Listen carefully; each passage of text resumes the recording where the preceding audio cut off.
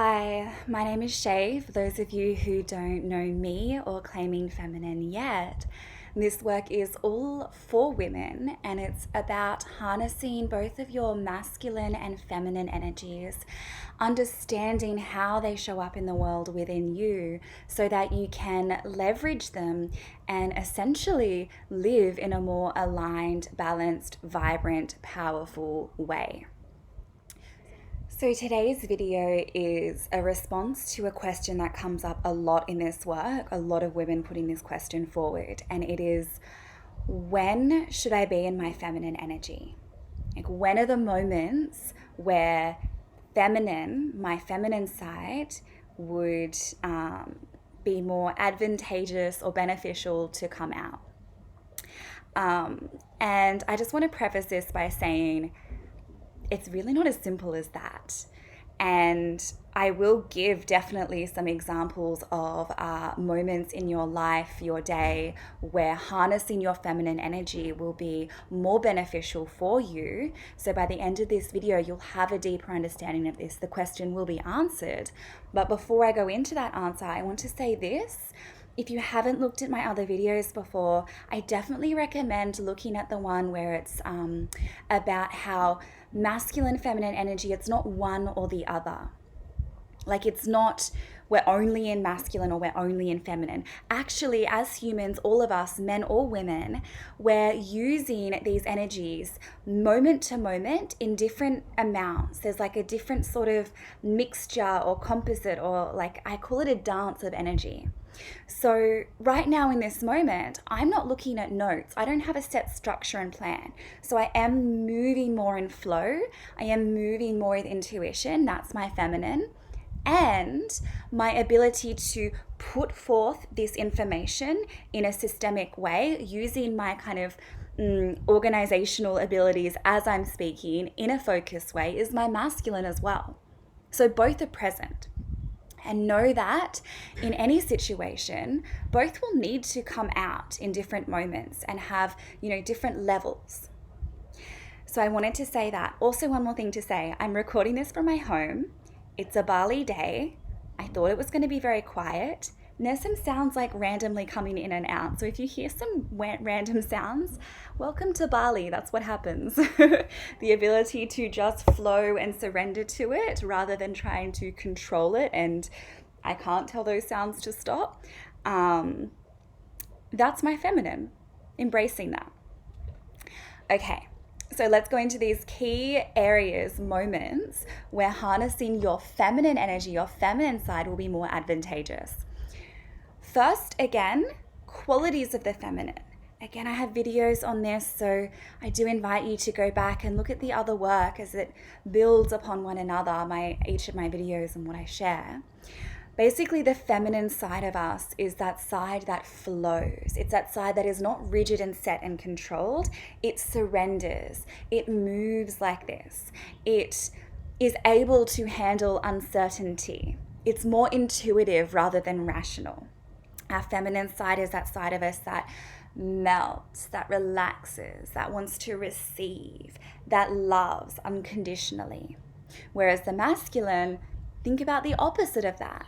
It is more focused, single-pointed awareness. It is rational, analytical. It likes to plan and organize. It holds the structure. There's more stillness and presence to masculine. So can you see how we need both of these in life to do life in different moments? So the times in our lives where it's more advantageous, beneficial for us to allow our feminine to come through or to drop into our feminine essence, one is when our work is finished for the day, or moments where we are not in work mode. Whatever your work is, even if your work is more creative and feminine in essence, when you're out of that workspace on breaks, before work started, when work is finished, it's a beautiful moment to transition out of your more masculine side into your feminine.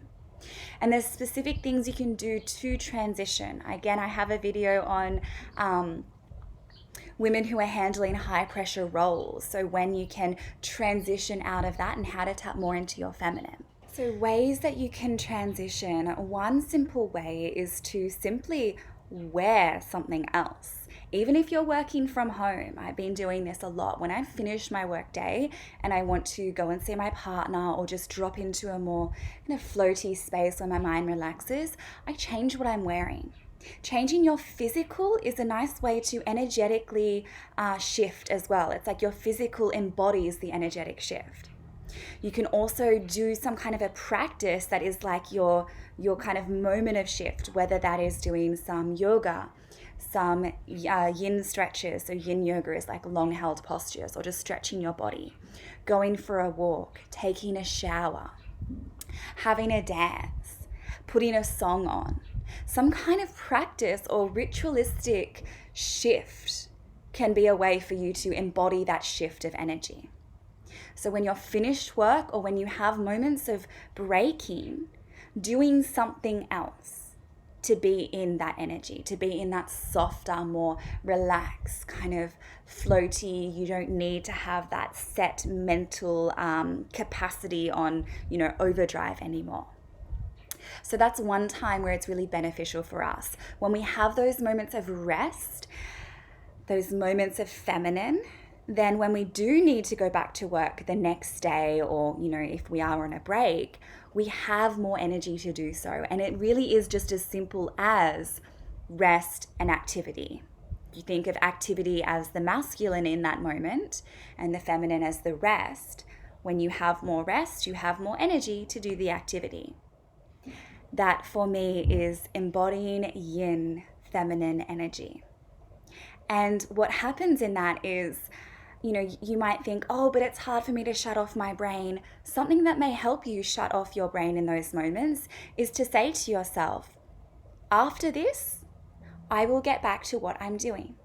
So it's almost like a pause. Sometimes it's easier to pause something than to think that you have to stop it altogether. And in that moment, my brain's like, okay, let's pause, knowing that it can come back. So the thoughts really do kind of drift off a little more, and it's much easier for me to be in that rest state to then come back to activity and my brain to start up again. So when you're shifting out of work, that's one way or one space to tap into your feminine. When you're with your partner, so when you are interacting with your partner, spending time with your partner, there's a polarity of energy that creates attraction. Think about two sides of a magnet, right? The opposites attract. That is actually where passion, romance, attraction is created, when you are embodying the opposite energy. It does not mean that you can't be in your masculine with your partner. If you're both in your masculine, there's more of this like friendship dynamic, and that's beautiful too. But it's going to be even more kind of juicy and yum, essentially, to be with your partner when you're opposing energies. It may be in moments where you're in your masculine and they're in their feminine, they're receiving. You're being that more present energy or that more intense energy. Think about it even in sex, how those energy dynamics can shift, and you've probably felt that. So when you're with your partner, you can use that as an opportunity to allow their structure, their masculine, their presence to be the container, and you can surrender that part of yourself. And when you can melt into that softness and not have to make all of the decisions, maybe you offer some of those to your partner, not for them to do the thing because you can't do it, but for you to embrace your feminine side. You feel held. You feel more restful. You feel more soft. You feel supported. And there's this essence of also like playfulness and spontaneity. You can relax. When the feminine has no masculine at all to support it with structure, it doesn't feel safe. So when your inner masculine isn't being harnessed, isn't being nourished, isn't being embodied in your life, then your feminine doesn't feel safe to come out. This is precisely why my work, Claiming Feminine, is actually about harnessing both masculine and feminine together. We're not just working on feminine side. It's about an integrated, unified whole in feminine work. This integrated feminine is often where a lot of the feminine work that I found before and participated in before, it's missing that key piece. And I believe that's where a lot of codependency in relationship actually comes in as well, because we've rejected our own internal masculine so that we need the masculine outside of us to give us that. And when we don't have that, like we get obsessive and attached to it. And when that relationship ends or we're not with them, we feel lost and like unsafe. So when there's masculine energy either from yourself or when you're with your partner, allowing their masculine to hold you, you feel safe to be in that flow state. So being with your partner will enhance more passion when you're in your feminine, more attraction, more play, more rest in yourself as well. When you're feeling tense, stressed, hard, exhausted, overwhelmed, it's generally an indication that you're unbalanced in your energy and there's too much, there's an excess. And generally that's excess of masculine. Most of us in the world, we're not experiencing excess of feminine. Some yes, but I feel that's much more rare. It's excess of masculine, excess of that like do energy. So when you're feeling that, that's like your feminine saying, oh, please let me come in, right? Let me go for a walk. Let me be in a creative state. Let me rest my mind. Let me dance. Let me nap. And the last one is when you're feeling challenged with something that you cannot control, that is precisely when the feminine is needed. Right now in the world is the pandemic, this global pandemic happening, where a lot is out of our control. We cannot do what we had planned, right? I couldn't lead my retreat at the beginning of the year. I'm hoping, fingers crossed, that the end of the year is going to continue.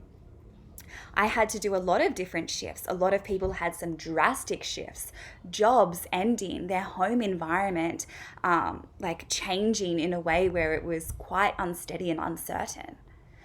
And we couldn't control that. We had some aspect of ability to control how we're responding, but we can't control what's happening.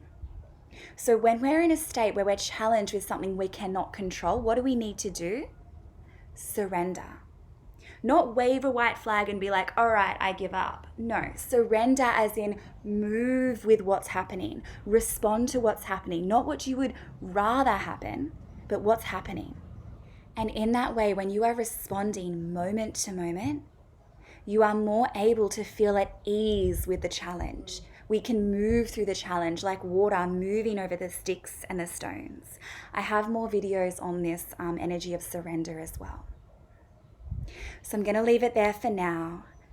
Thank you for watching. I hope that this was helpful to you in answering that question, when the moments are. When can I tap into my feminine? When will it help me to be in my feminine? Please consider subscribing to keep up to date with the content I share. Know that I have a podcast as well. I lead online women's circles, retreats, and I work one-to-one with women in immersions and feminine coaching as well. I'd love to hear from you. If you love this video, comment or reach out to me on my socials. All of the information is in the caption below. Have a beautiful, beautiful day.